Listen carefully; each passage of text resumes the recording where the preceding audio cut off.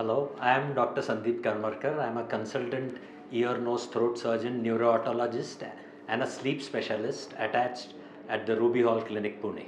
So, the airway passage, which essentially comprises of the nose, the back of the nose, the throat, and all the way down to the entry to the lungs, is situated mainly in the ENT surgeon's domain.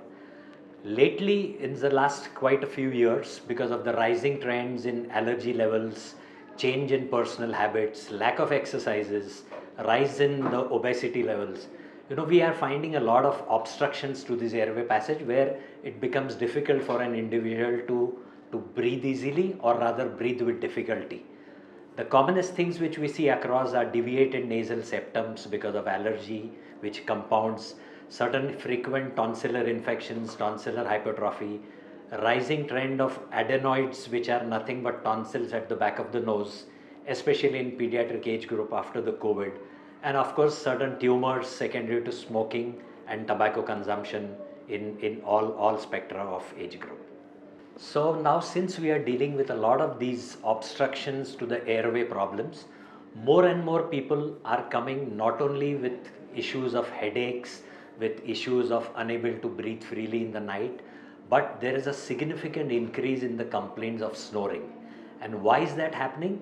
Is because since they cannot breathe well in the night times with a blocked nose or because of the huge size of the tonsils or adenoids, the air flow which is going very freely otherwise gets compromised, the patient starts snoring, and then it leads to something called a sleep apnea, where there is actually cessation or stoppage of the breathing at the level of the air, at the level of the nose and mouth, and this leads to very severe problems and is actually now one of the emerging health factors or problems which is arising since the last few decades.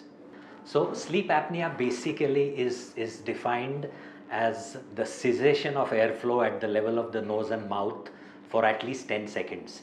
And when we say at the level of the nose and mouth, naturally as an ENT surgeon, both these fields are right in the domain of our territory. So any obstructions there compromise to a lot of breathing efficiency, leading to snoring and sleep apnea, and therefore we find ourselves obliged or rather responsible for tackling these problems in the current scenario. So why is it that we are giving so much of importance to sleep quality and the resultant sleep apnea? I mean, there are very interesting figures which are now being circulated everywhere, is that almost 93% of the people in world, and not only in the world, specifically in India, actually are sleep deprived. When we say sleep deprived, we talk about less than regular 8 hours of sleep. Of these, 58% of them would complain that their work gets affected during the work hours because of inefficient sleep the previous night. If you look at it, almost 18 to 20% of the people are having severe snoring, which leads to very poor quality of sleep and resultant low oxygenation.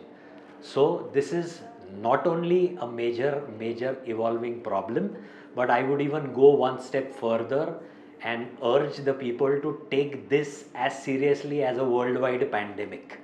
We are dealing only with the tip of the iceberg currently. The major problem lies beneath. So since now we are dealing with this problem on a much more regular basis, we still feel a lack of awareness amongst a lot of patients and sometimes even the doctors.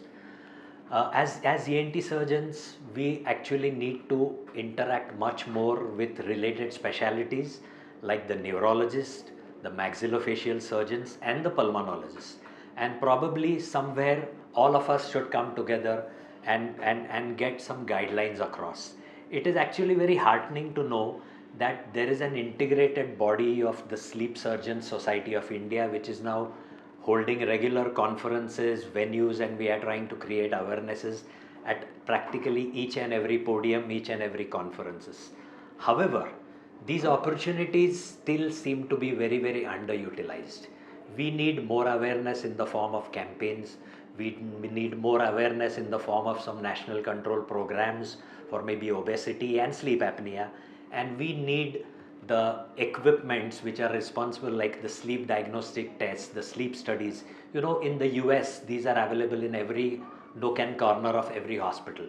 Here, because of the lack of awareness and sometimes even the cost deprivation, we sometimes are still not equipped and are not doing enough amount of sleep studies which should ideally be done.